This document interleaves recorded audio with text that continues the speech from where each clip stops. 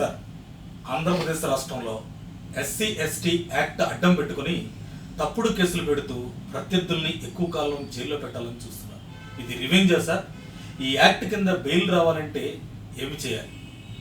ఇప్పుడు అధికారంలోకి వచ్చారని వీరు, నీళ్ళ తర్వాత నెక్స్ట్ అధికారంలోకి వస్తే వాళ్ళు, ఒకళ్ళ తర్వాత ఒకళ్ళు ఇలా ఈ రివెంజ్ పాలిటిక్స్ చేస్తారా? మంచి చెడు ఏం లేదా రాష్ట్రానికి? నమస్కారం అండి. ఇది చాలా ముఖ్యమైన విషయం. The scheduled caste and scheduled tribes prevention of atrocity act 1989 కింద దీన్ని ఎస్సీ ఎస్టీ యాక్ట్ అని అంటారు. ఇది స్పెషల్ లెజిస్లేషన్. అట్రాసిటీస్ని ప్రివెంట్ చేయడానికి, అదేవిధంగా ప్రొటెక్షన్, ఎస్సీ ఎస్టీ కమ్యూనిటీస్కి ప్రొటెక్షన్ ఇచ్చేదానికోసంగా ఈ చట్టం అనేది వచ్చింది. ఈ చట్టం వచ్చినా కానీ దీనికి సంబంధించి ఏమంటున్నారంటే, ఈ చట్టాన్ని మిస్యూజ్ చేస్తున్నారు, దీన్ని దుర్వినియోగం చేస్తున్నారు, దొంగ కేసులు పెడుతున్నారు, అంటే ఫాల్స్ కేసెస్ పెడుతున్నారు. అలా పెట్టినందువల్ల ఎవరైతే ముద్దాయి ఉన్నాడో వాడు జైల్లోనే ఎక్కువ కాలం ఉండాల్సి వస్తుంది అని చెప్పి అని అంటున్నారు. ఇది 2018లో వచ్చిన అమెండ్మెంట్ మనం చూస్తే యాంటిసిపేటరీ బెయిల్ అనేది ఇచ్చేదానికి లేదని చెప్పిన విషయము, అదేవిధంగా బెయిల్ అప్పుడు కంప్లైనెంట్, ఫిర్యాదుదారి అంటే విక్టిమ్ యొక్క అబ్జెక్షన్స్ కూడా బెయిల్ ఇచ్చే ముందర వినాలని చెప్పిన విధానాన్ని, ఈ రెండింటినీ కూడా మరి సుప్రీంకోర్టు ఇచ్చిన తీర్పులో వచ్చినటువంటి ప్రొసీజర్ ప్రకారం మార్పులు చేశారు. ఈ అమెండ్మెంట్ వచ్చిన తర్వాత ప్రస్తుతం ఉన్న పరిస్థితి ఏంటంటే, ఎవరైనా ఒక వ్యక్తిని కనుక అరెస్ట్ చేస్తే, మరి అతను ఎస్సీ ఎస్టీ కమ్యూనిటీకి సంబంధించి ఉంటే, అతను పెట్టుకున్నటువంటి ఎఫ్ఐఆర్ కనుక రిజిస్టర్ చేస్తే ఎవరికైనా బెయిల్ ఇవ్వాలంటే ఆ బెయిల్ అప్లికేషన్ కేవలము పబ్లిక్ ప్రాసిక్యూటర్ అబ్జెక్షన్సే కాకుండా ఫిర్యాదుదారి అబ్జెక్షన్స్ కూడా వినాలి. అంతేకాకుండా యాంటిసిపేటరీ బెయిల్ ఇచ్చేదానికి లేదు.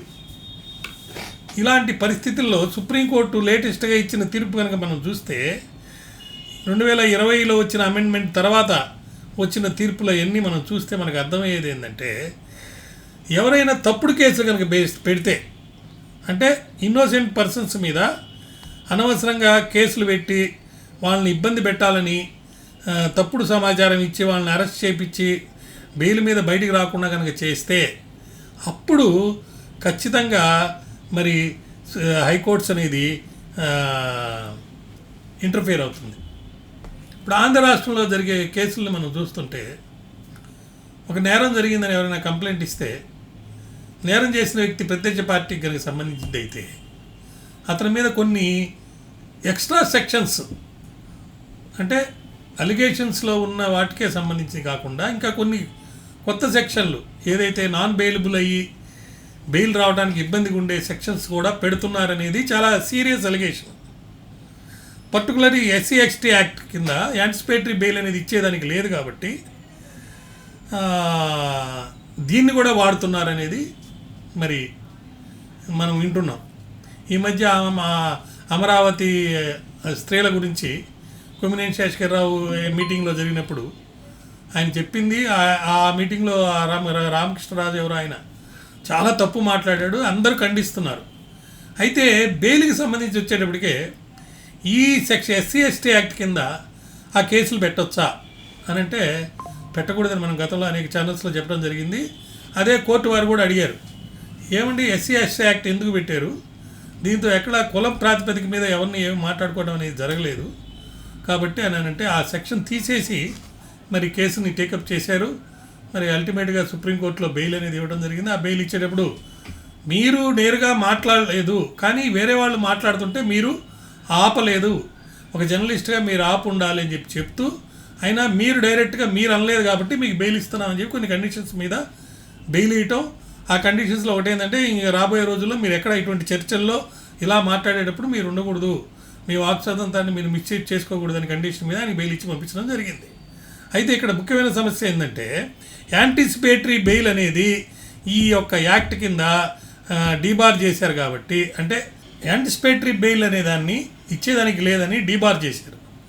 దానివల్ల ఎవరు కూడా ఎస్సీ ఎస్టీ యాక్ట్లో ఇన్వాల్వ్ అవుతారు అని భయం వేసినప్పుడు, అప్రిహెన్షన్ ఉన్నప్పుడు జనరల్గా ఇతర సెక్షన్ల కింద పెట్టినప్పుడైతే యాంటిసిపేటరీ బెయిల్కి వెళ్తారు, కానీ దీని కింద వెళ్ళేదానికి లేదు.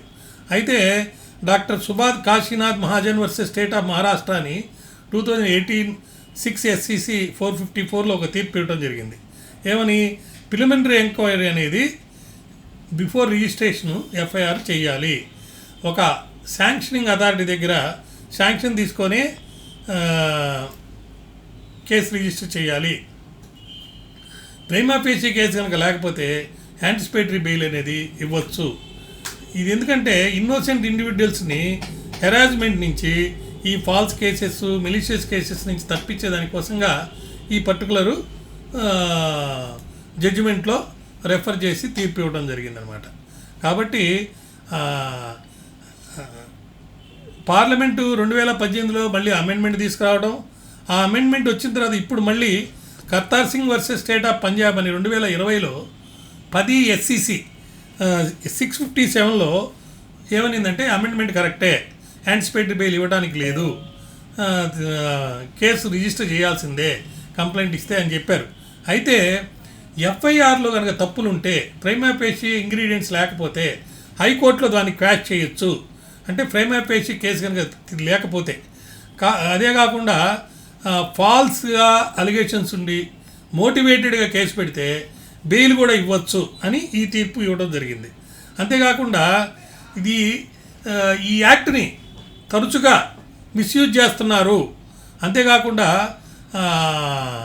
కన్విక్షన్ రేట్ కూడా చాలా తక్కువ ఉంది. అంటే కేసులు ఏమో ఎక్కువ పెడుతున్నారు, తీరా శిక్ష పడేదేమో తక్కువ వస్తుంది. కాబట్టి ఈ మధ్యకాలంలో ఏం చేస్తున్నారు, కొంత బ్లాక్మెయిల్ చేసి డబ్బు తీసుకొని రాజీ పట్టడం కానీ, లేకపోతే తప్పుడు కేసు పెట్టి బాధలు పెట్టి ఆఖరికి వాటితో ఏదో విధంగా మాట్లాడుకొని సెటిల్ చేసుకోవడం కానీ ఇలా జరుగుతుంది. కాబట్టి SC యాక్ట్లో ఉన్న ఈ లూప్ హోల్ అనుకోండి, ఈ యొక్క సీరియస్నెస్ ఆఫ్ ద ప్రొవిజన్, అంటే యాంటిసిపేటరీ బెయిల్ ఇవ్వకూడదని, అంతేవిధంగా కేసు పెడితే వెంటనే అరెస్ట్ చేయాలని, లేకపోతే బెయిల్ ఇచ్చేటప్పుడు కక్షిదారు అంటే కంప్లైనెంట్ విక్టిమ్ యొక్క అబ్జెక్షన్స్ కూడా వినాలని ఉన్న ఈ పర్టికులర్ ఆస్పెక్ట్ మీద అనేక తీర్పులు వచ్చింది.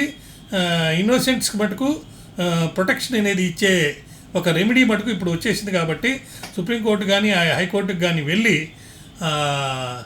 ఫాల్స్ కేసు ప్రైమా ఫేసిగా కనుక ఇంగ్రీడియంట్స్ లేకపోతే క్వాష్ చేయించుకోవచ్చు. లేకపోతే రెగ్యులర్ బెయిల్స్ వేసుకొని ఇక్కడ కోర్టులో ఫాల్స్ కేసు చేశారు, ఎగ్జాగరేటెడ్ విషయాలు రాశారు, ప్రైమా ఫేసి ఎవిడెన్స్ లేదు, ఇన్వెస్టిగేషన్ పరిశోధన ఏదైతే జరిగితే పోలీసు వాళ్ళకి ముద్దాయి యొక్క రోలు వీళ్ళు చెప్పినట్టుగా ఎక్కడా లేదు అని చెప్పి కనుక ఉంటే ఖచ్చితంగా మరి బెయిల్ ఇచ్చే అవకాశం ఉంది. ఈ ప్రైవేట్ డిస్ప్యూట్స్ కానీ ఇటువంటి ఏమైనా ఉంటే, ప్రైవేట్ డిస్ప్యూట్స్ కానీ సివిల్ డిస్ప్యూట్స్ కానీ SC ST వ్యక్తిని ఇంటర్ఫేర్ చేసి అతని చేత కంప్లైంట్ ఇప్పించి లోపల పెట్టి జైల్లో పెట్టి ఎక్కువ కాలం రాకుండా ఉండేటట్టు చేసే విధానాన్ని అందరూ ఖండిస్తున్నారు, తప్పుగా చెప్తున్నారు. అది కాకుండా సుప్రీంకోర్టు కూడా దీన్ని గమనించి మరి బెయిల్ ఇవ్వచ్చు అని చెప్పి క్వాష్ చేయొచ్చు అని చెప్పి చెప్పడం జరిగింది. మరొక ముఖ్య విషయం ఏంటంటే, హ్యూమిలియేట్ చేయడానికి SC ST వాళ్ళని పబ్లిక్ వ్యూలో ఏదైనా చర్య చేస్తే తప్ప ఈ SC ST యాక్ట్ రాదండి. కంప్లైంట్లో క్లారిటీగా కేవలం SC ST యాక్ట్ కింద కంప్లైంట్ ఇచ్చాము, complaint SC SC act SC ST కమ్యూనిటీకి సంబంధించిన రాస్తే సరిపోదండి. ముద్దాయి చేసిన తప్పు అనేది పబ్లిక్గా పలానా వాళ్ళ ముందల క్యాస్ట్ని ఉద్దేశించి కించపరుస్తూ లేదా అది ఆధారంగా చేసుకొని వాళ్ళని బాధ పెడుతూ ఏదైనా చర్యలు చేశాడని చెప్పి అలిగేషన్ ఉండాలి, సాక్ష్యం ఉండాలి. అప్పుడే ఈ SC యాక్ట్ అనేది అప్లికబిలిటీ ఉంటుంది. లేకపోతే హైకోర్టు సుప్రీంకోర్టుకి వెళ్ళి క్వాష్ చేయించుకోవచ్చు. అలా ఉంది. కాబట్టి ఈ వలనరబుల్ కమ్యూనిటీస్కి ఏదైతే ప్రొటెక్షన్ కోసం, ఏదైతే ప్రివెన్షన్ ఆఫ్ అట్రాసిటీస్ కోసం పెట్టారో దాన్ని మిస్యూజ్ చేయకుండా ఉంటే అది చాలా బాగా పనిచేసి అందరూ సమానమే, అందరూ క్యాస్ట్ ఉద్దేశించి క్యాస్ట్ బేస్ చేసుకొని ఒకరినొకరు తిట్టుకోకూడదని చెప్పి పెట్టిన ఉద్దేశం అయితే మంచిది. కానీ ఈ ప్రాక్టీస్లో మటుకు చాలా విరుద్ధంగా జరుగుతుంది. కాబట్టి ప్రజలు ఎవరినైనా ఇన్నోసెంట్ వాళ్ళని కానీ లేకపోతే సంబంధం లేని వాళ్ళని కానీ ఈ కేసులో కనుక ఇరికిస్తే వాళ్ళు కోర్టుకు అప్రూవ్ చేయి బెయిల్ తీసుకోవచ్చు, లేకపోతే క్వాష్ ప్రొసీడింగ్స్లో క్వాష్ చేయించుకోవచ్చు అని చెప్పి మీకు తెలియజేస్తున్నాను. నమస్కారం.